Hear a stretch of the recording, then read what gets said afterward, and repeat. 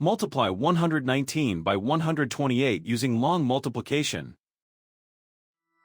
Start with the ones digit, 8. 8 times 9 is 72.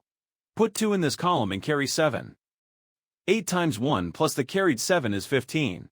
Put 5 in this column and carry 1.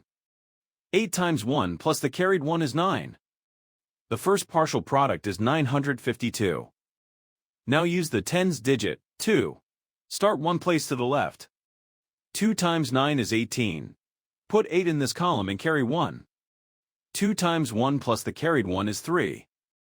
2 times 1 is 2. The second partial product is 2,380. Now use the hundreds digit, 1. Start 2 places to the left.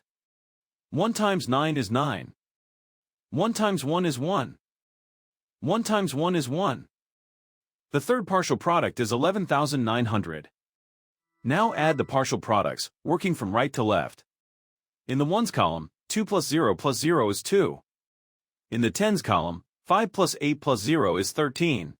Put 3 in this column and carry 1. In the hundreds column, 9 plus 3 plus 9 plus the carried 1 is 22. Put 2 in this column and carry 2.